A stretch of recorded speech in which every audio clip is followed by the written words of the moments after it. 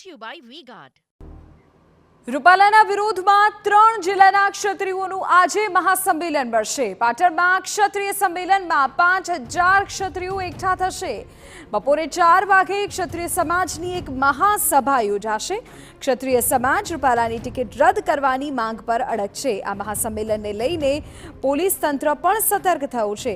Patan collector કચેરી ખાતે પોલીસનો ચુસ્ત બંદોબસ્ત ગોઠવવામાં આવ્યો છે।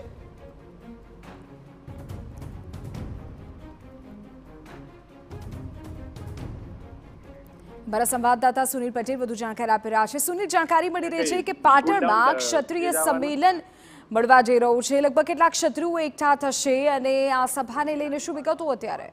સરકારના બાપની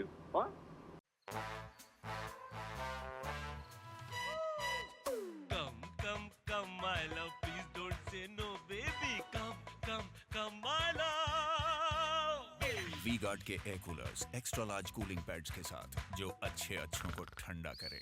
V-Guard air coolers, long lasting cooling.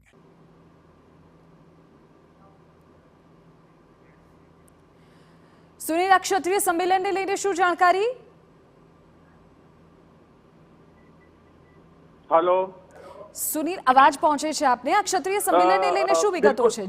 બિલકુલ કહી શકાય તો જે રીતે રાજકોટના ભાજપના ઉમેદવાર પુરુષોત્તમ રૂપાલાને જે રીતે ટિપ્પણીને લઈને ક્યાંક ના ક્યાંક વિરોધ જે છે સમગ્ર રાજ્ય અને રાષ્ટ્ર સુધી પડઘા પહોંચ્યા છે, ત્યારે આજે કહી શકાય તો પાટણ ખાતે ક્ષત્રિય સમાજનું મહાસંમેલન યોજાવા જઈ રહ્યો છે। બપોર બાદ એટલે કે 4 થી 5 વાગ્યાના સમય આસપાસ આ મહાસંમેલન યોજાશે, જેમાં ધાંગધ્રામાં જે રીતે સમગ્ર આયોજન કરવામાં આવ્યું હતું ક્ષત્રિય સમાજ દ્વારા, તેવું જ આયોજન આજે પાટણ ખાતે છે। લગભગ 4 થી 5 હજારની જનમેદની અને ક્ષત્રિય સમાજના લોકો પણ આજના સંમેલનમાં હાજર રહેશે। પરંતુ જે રીતે માહિતી સૂત્રો દ્વારા મળી રહી છે કે બિલકુલ શાંતિપૂર્ણ જે આ માહોલમાં આ ક્ષત્રિય સંમેલન યોજાશે।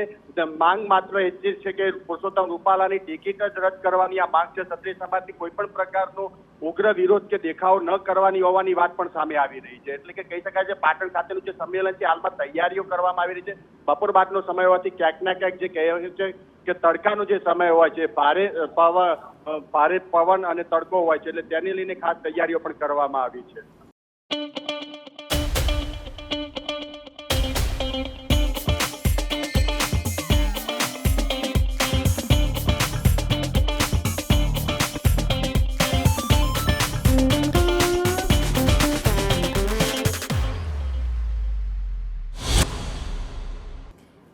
આગળ પણ આપણી પાસેથી વિગતો મેળવીએ છીએ। સુનિલ, અમારા સંવાદદાતાએ જાણકારી આપી કે બપોરના 4 વાગ્યાનો સાંજનો સમય નક્કી કરાયો છે કે જ્યારે અલગ અલગ ક્ષત્રિય સમાજના જે અગ્રણીઓ છે તેઓ એકઠા થશે। આ મહાસંમેલન હશે કે જેમાં હજારો ક્ષત્રિયો ભાગ લેશે।